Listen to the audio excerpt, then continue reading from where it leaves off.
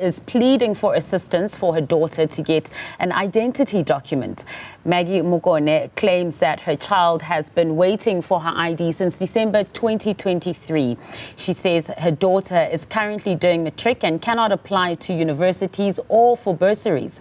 Newzroom Afrika Zola Sholwana is following this story for us and joins us now live. Now, Zola, I guess your story is also just highlighting the backlog at Home Affairs and the ripple effects that it has on particularly South African youth when we're talking about unemployment as well.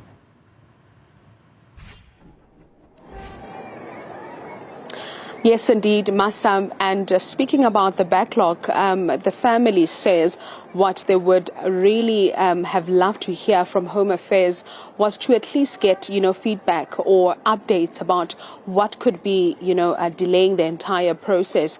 But what they are getting rather is, basically being sent from pillar to post. And they've gone as far as going to the head office, hoping that when they get there, they will be heard. But that has not happened. We managed to get the matriculant who will be telling us about how she feels about the whole situation. Osi, thank you very much for your time. As the top achiever that you are, I'm sure you can't wait to go to university next year. But now the problem is that you do not have an ID. How does that make you feel? Like, you disturb a lot because, like, each idea stress. Like, being honest, like, when they're submitting their IDs go school, and then they are expecting me to do the same, but then I can't because of the Home Affairs. And it's not fair because there are a lot of people back creating the ID and they're not from here. But then Reina, we suffer a lot. Like I've been to the Home Affairs several times. We've been there, came back, we spent a lot of money because some of us don't afford these things, and then this is stressful. Like I can't focus on my school and things, so it's a lot. So when I know how you've gone as far as Khoyakodi head officing, or maybe Fumana, because you applied for this ID December last year. Yeah, it's been 8 months I think now, and then head office, we found this man. He was willing to help. And then I was hopeful, like, I could look at idea. And then we communicated with him. And then, okay, they're printing it and stuff, which I don't understand. And then after that motor, he no longer communicated with us. And then last time we tried calling him. And then mama ka mfunela yena ha araba wa mmotsa re ausmeke go pa bue.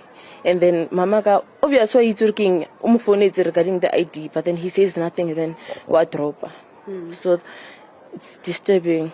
So how sheba bana ba bang ba apply la di bursary for next year, ba apply la di kolo ba itukisetsa for university, and mmewa ha o batla o bona le sekolong next year as someone who wants to be a lawyer, and I saw your results which are amazing. O ikutlwa yang? Like I think this is dragging me back. I feel like there's nowhere to go from here.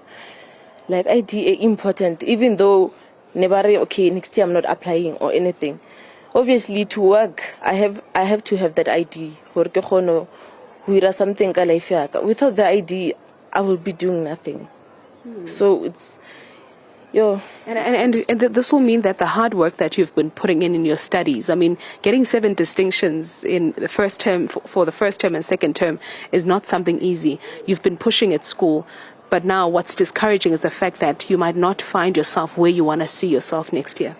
Yeah, so I think that hurts me the most. Like I was really losing hope. I'm just working for nothing. Like even putting in more effort was useless now because you're working hard but nowhere to go. It's useless. You're not going anywhere. So it is hurtful. I don't want to lie. It's disturbing. Okay. Thank you very much, Sissy, for your time. Masa, she has painted a picture of how it feels not having an ID as a matriculant and as someone who is excelling in her studies and hopes to see herself in university next year so that one day she comes back home and changes her situation at home. But if she does not get this ID, this could mean that her dreams will be delayed. She might find herself at home not doing anything or be forced to find a job so that she can assist her mother in terms of providing. But we are hoping that the Home Affairs Department will step in and assist this family so that she is able to have her ID document and at least apply for bursaries that are still open for next year. Back to you in studio.